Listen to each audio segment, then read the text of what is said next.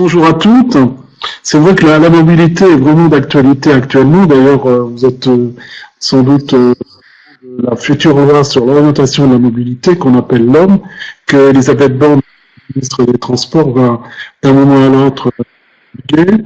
Donc, dans cette loi, il y a un certain nombre de modifications au niveau des territoires, au niveau de la billettique, au niveau des transports intelligents, au niveau des véhicules autonomes. Enfin, il y a énormément de thématiques qui entrent dans ce qu'on appelle les systèmes de transport intelligents, les ITS. Voilà. Donc, c'est ce qu'on va essayer de vous montrer pendant le CES avec une série de modules qui touchent les grands axes qui constituent et qui sont indispensables pour que la mobilité puisse être réalisée. Donc, il y a des modules tout à l'heure on va décrire. Alors, je veux dire qu'on a des opportunités technologiques dans le numérique qui viennent d'apparaître depuis quelques années, mais qui maintenant commencent à être impactées, la mobilité pure et dure. Alors, je pense en particulier à tout ce qui est télécom, en particulier l'arrivée de la 5G, qui va être un point important. Je pense également aux montées des data, les big data, Internet des objets, tous ces éléments qui permettent d'avoir une vision, disons, très globale des besoins en mobilité, de la façon dont on peut répondre aux attentes. Je pense également aux aspects plus différents, enfin plus concrets du paiement de ces services. Donc c'est tous les progrès de la billettique qui vont vous permettre maintenant avec votre smartphone de remplacer la carte de crédit et d'avoir directement accès aux billets et non pas passer par de l'argent et avec l'argent on achète des billets. Et je pense un point qui est fondamental pour gérer tout ça, c'est le côté cybersécurité. Toutes ces transactions doivent se faire dans le cadre d'une sécurité absolue pour le bien des citoyens. Voilà, notre vie privée en dépend. Alors, donc toutes ces techniques vont être appliquées à un certain nombre d'aspects. Alors, vous avez les transports publics intelligents. Donc, transport public intelligent, on en reviendra tout à l'heure, c'est tout ce qui est train, métro, etc. Vous avez aussi tout ce qui est mobilité avec les véhicules autonomes et connectés, donc là on va y revenir. Vous avez également les nouvelles mobilités, donc les trottinettes, tous ces éléments qui sont en train d'apparaître et de bouleverser le paysage routier et ville, et puis le côté Smart City qui fait la synthèse entre les différentes mobilités qui sont nécessaires pour se déplacer.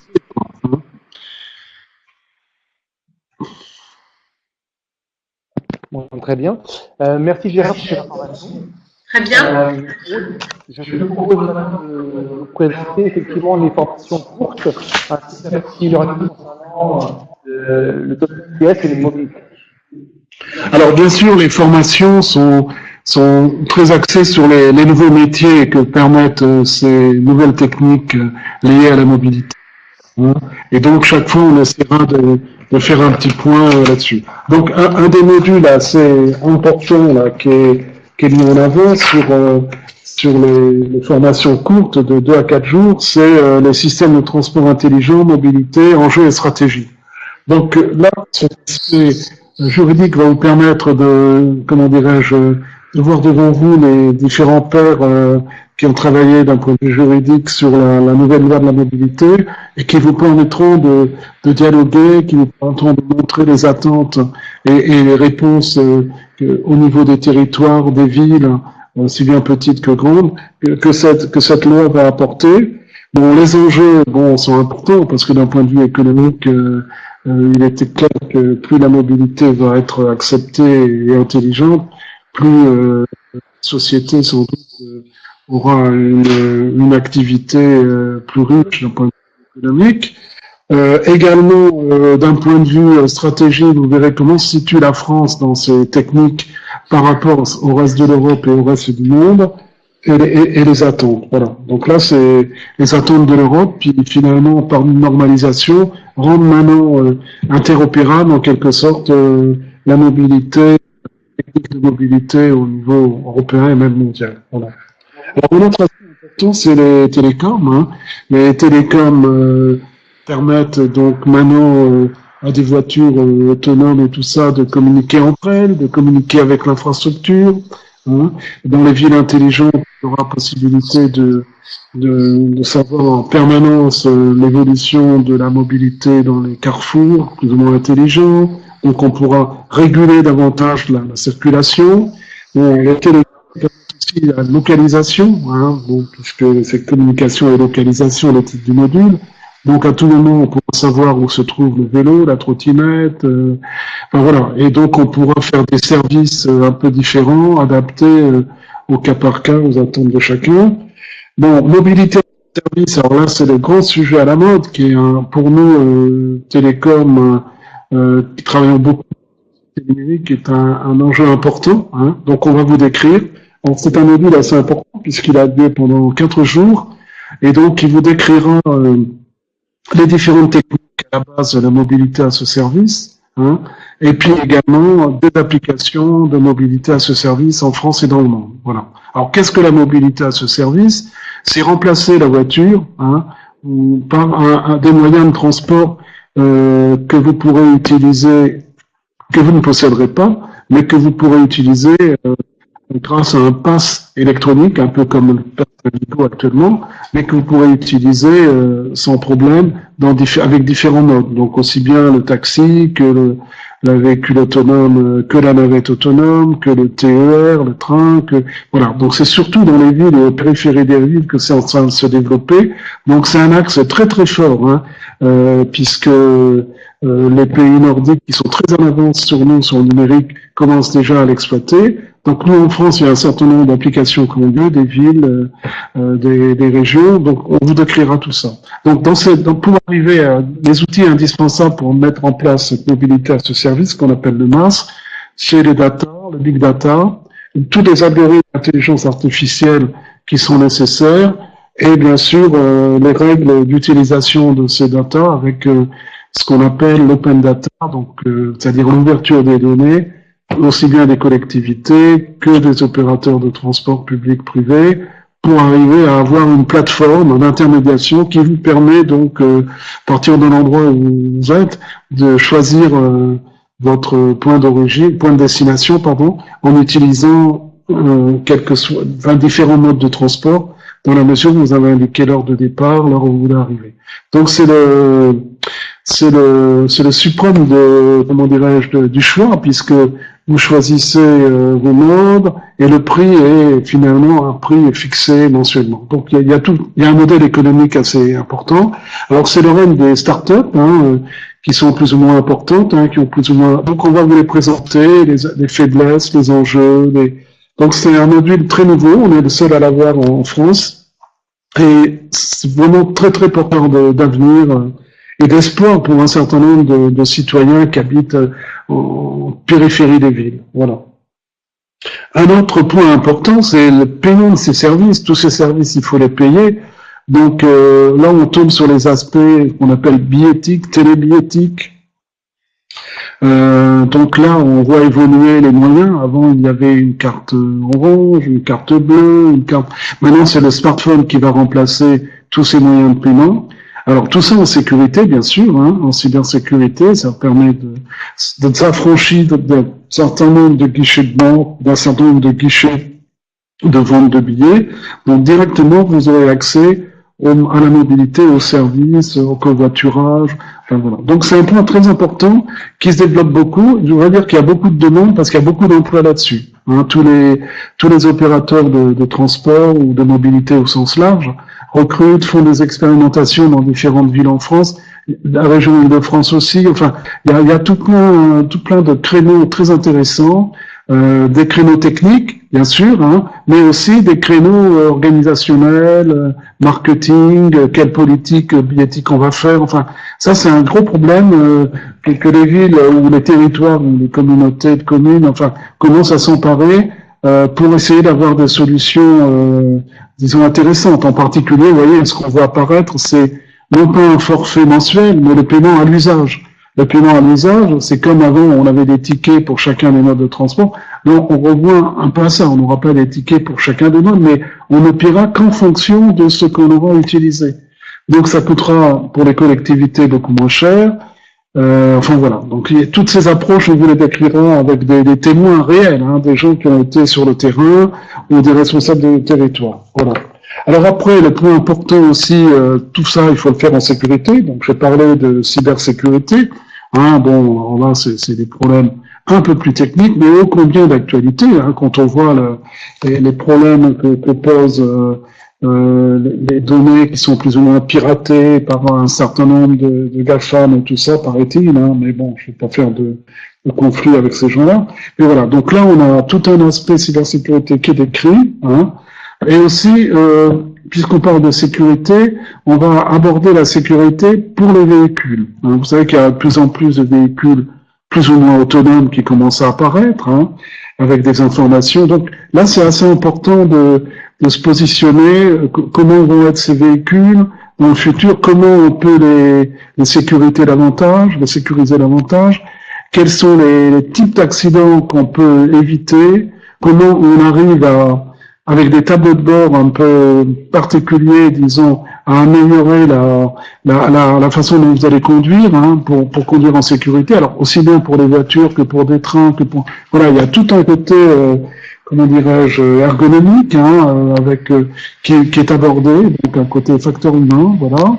Le côté délégation de conduite aussi, quand vous conduisez un véhicule, surtout maintenant il y a de plus en plus d'aide à la conduite, vous avez tendance à laisser la voiture conduire peut-être un peu tout seul, quoi.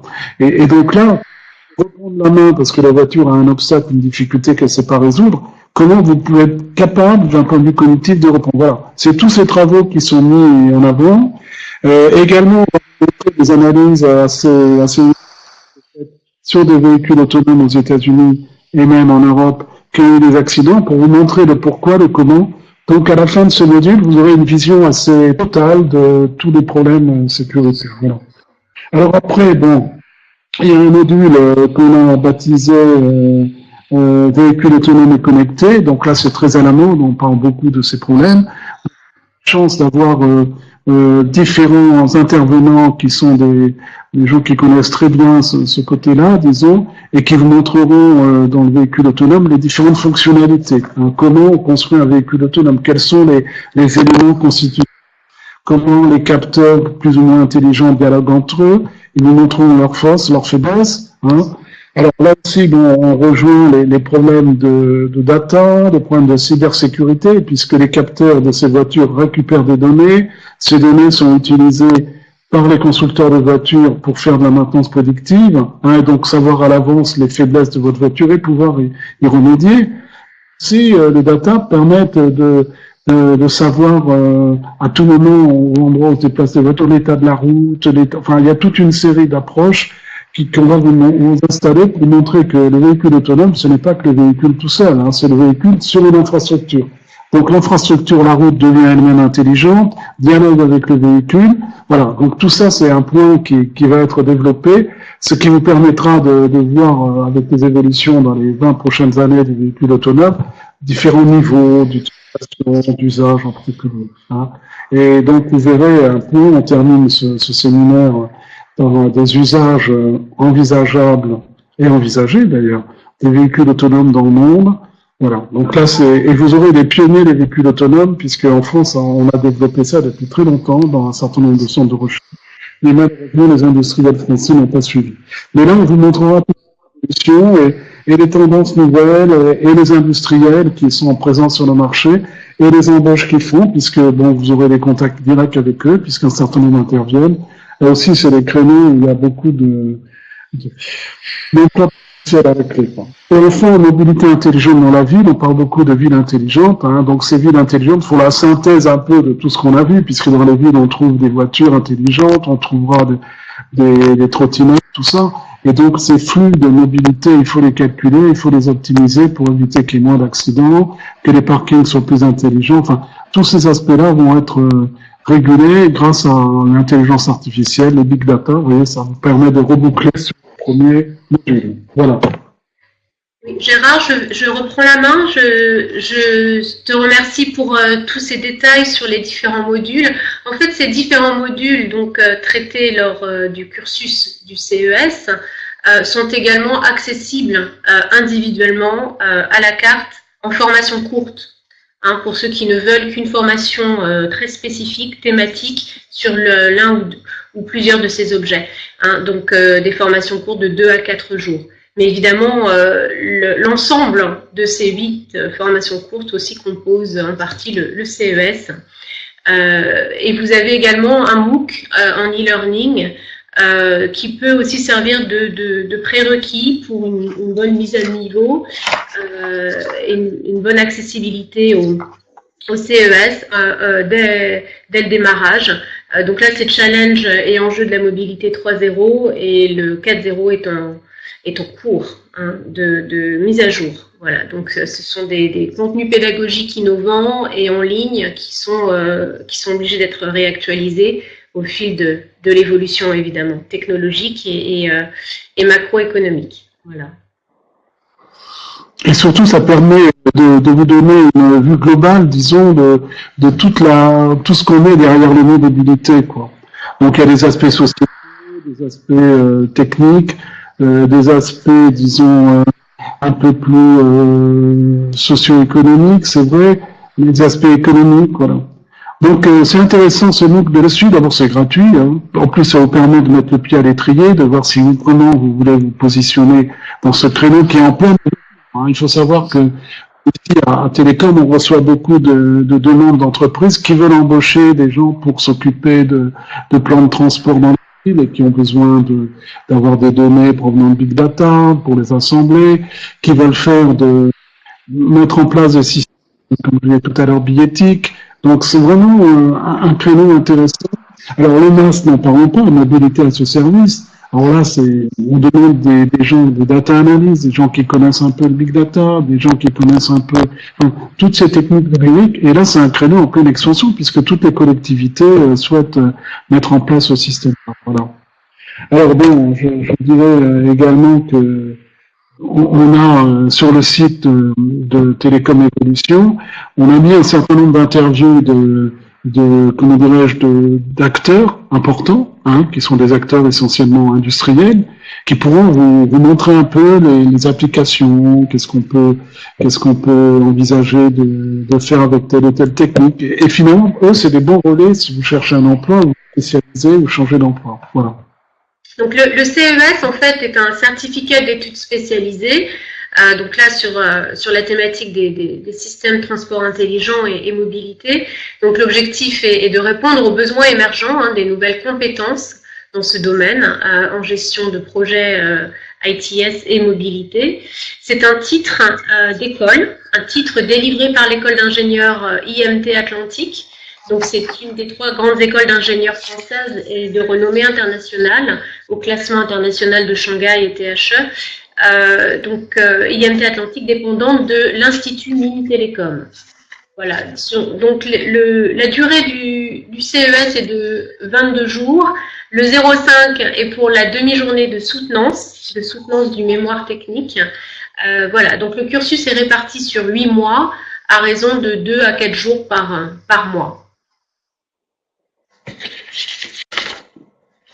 Alors, j'apporte une petite précision, hein. Sur tous nos enseignements, on parle de mobilité, aussi bien le transport de voyageurs, hein, que le transport de marchandises, vous voyez.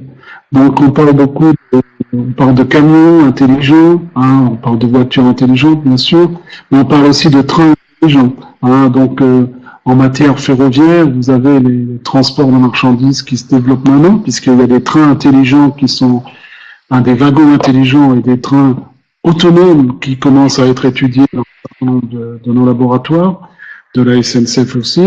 Voilà, donc je veux dire qu'on couvre la palette, hein, depuis le côté voiture, camion, les marches à pied, puisque finalement, bon, on revient, vélo, enfin voilà, tout est traité. Et voilà. D'ailleurs, j'en profite parce qu'on parlait des projets fil rouge, donc il y en a actuellement, vous voyez. C'est sur le transport de fret intelligent, voilà. Donc, il y a un sujet qui est développé. Il y en a un autre également sur le MAS, sur mobilité à ce service, avec une collectivité territoriale. Donc, au programme du certificat d'études spécialisées, vous retrouvez justement tous les modules, hein, que Gérard a bien développés au début de la présentation. Hein. module par module, et c'est un cursus qui est éligible également au CPF, hein, pour tout ce qui est financement, ça peut aider avec de l'abondement entreprise. En tout cas, c'est accessible et éligible au CPF.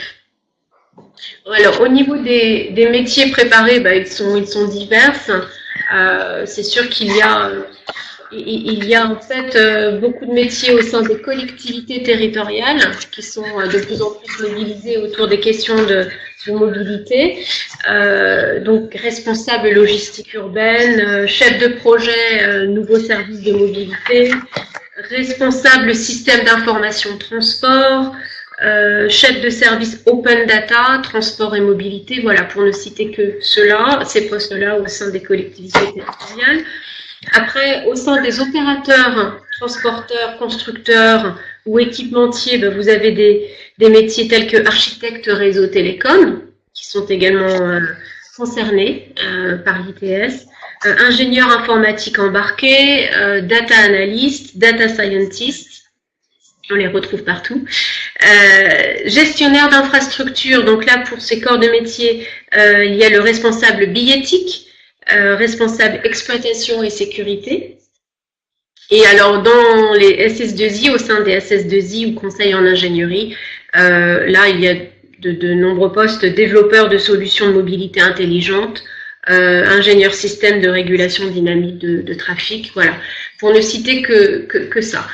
En tout cas, c'est en pleine expansion. Donc, les profils là des participants de cette année, Gérard pourra plus en parler. Pour ceux qui se positionnent pour cette année, pour la promo 2019-2020, c'est vrai qu'on a plusieurs personnes de collectivités territoriales. Donc, responsable, qu'est-ce que nous avons? Responsable, directeur de pôle mobilité, on a une directrice générale d'un syndicat de transport aussi urbain, et puis des ingénieurs. Donc, plusieurs profils différents, mais qui sont concernés par cette thématique et cette nouvelle technologie. Alors tout ce qui est infrastructure, aussi bien routière, autoroutière, sont concernés, hein, puisque maintenant on parle d'infrastructure intelligente, donc c'est des capteurs qui sont dans la chaussée, c'est des systèmes qui vous permettent de peser au passage les camions, les voitures, pour des péages plus ou moins automatiques. Voilà, il y a le côté maintenance aussi qui est important, hein, aussi bien dans l'infrastructure, que chez les constructeurs automobiles ou constructeurs de camions ou de trains. Hein, ça, c'est un gros créneau, puisque je disais qu'il y a beaucoup de capteurs sur les véhicules, hein, trains comme voitures, et ces capteurs, une des principales utilisations, c'est de regarder si ça fonctionne bien, et surtout de déceler de façon, disons, un peu à l'avance, hein, les futures pannes, voilà. Donc, ce côté maintenance prédictive est fondamental, et je vois, on a beaucoup de contacts, beaucoup de demandes, beaucoup d'attentes des industriels, hein, aussi bien opérateurs comme RATP, SNCF, que des gens de Renault, tout ça, sur ce créneau-là. Ça, c'est un créneau fondamental, donc là, on vous met à trier avec quelques-uns de ces modules, puisque bon, ils se chevauchent, quoi, disons. Alors, un point aussi qui est important, c'est le côté politique commerciale, économique, hein. Donc, on a des gens qui ont fait Sciences Po, qui ont fait des écoles de commerce, qui ne vont pas avoir des emplois techniques, mais qui vont avoir des emplois pour utiliser ces techniques dans une collectivité, ou quelle politique on peut faire pour mettre en place. Tout à l'heure, j'en parlais vaguement de la billettique, hein. C'est pas simplement vendre des billets, c'est comment les tarifs, comment on peut aider les gens à peu revenir au transport public alors qu'avant ils étaient au véhicule autonome. Donc tout ça, c'est des créneaux intéressants et dans lesquels il y a de la recherche, hein, disons-le actuellement. Et alors là, la future annonce que va faire le ministre des Transports va encore redonner un coup d'accélérateur, puisque la mobilité commence est réinvestie par les régions et tout ça, et ils n'ont pas le personnel adapté pour le moment. Donc, il faut les former. Donc, on vous attend. Donc, n'hésitez pas. Merci Gérard. Je pose maintenant la partie questions-réponses.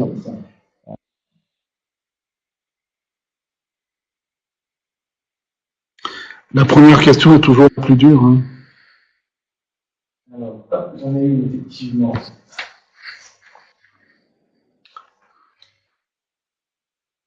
Voilà, donc ceci, quelle est la place ou l'apport de la transformation digitale dans le métier TS et mobilité?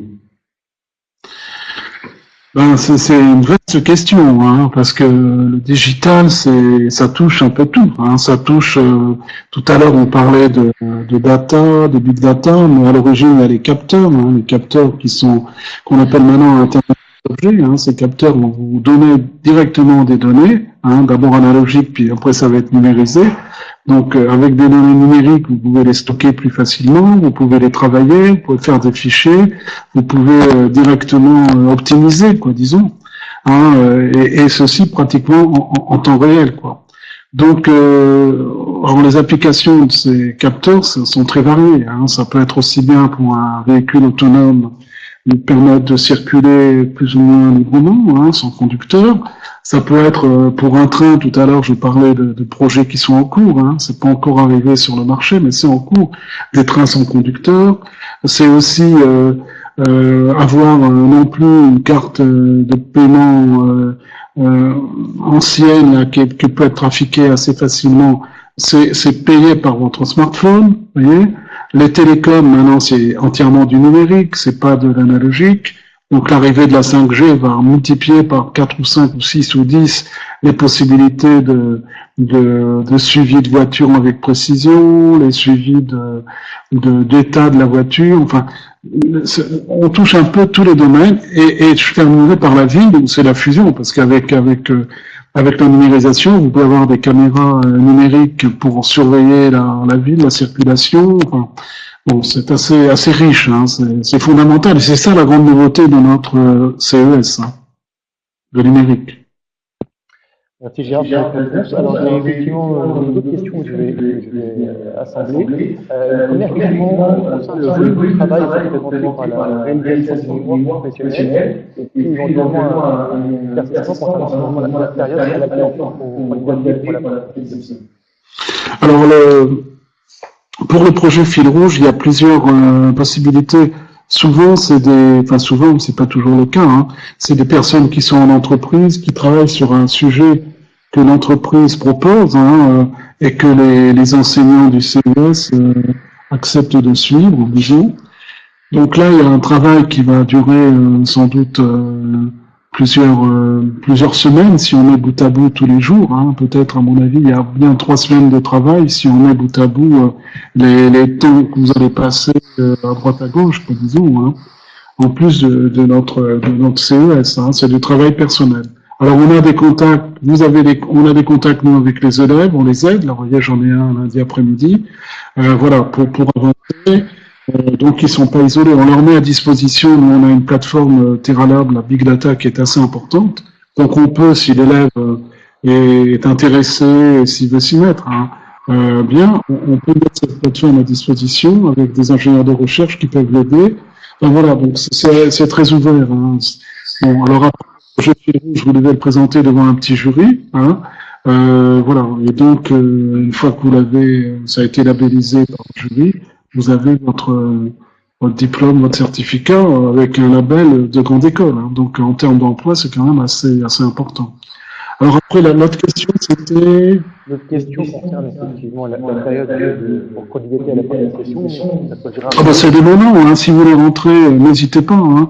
Vous prenez contact avec notre service d'accueil à Télécom Évolution et on peut ménager un petit entretien. En général, c'est ce qu'on fait. En général, c'est physique, enfin à l'occasion d'une réunion. Hein. On en plusieurs, on les prend individuels, mais voilà. Donc c'est très variable. Mais c'est dès maintenant, n'hésitez pas. Hein.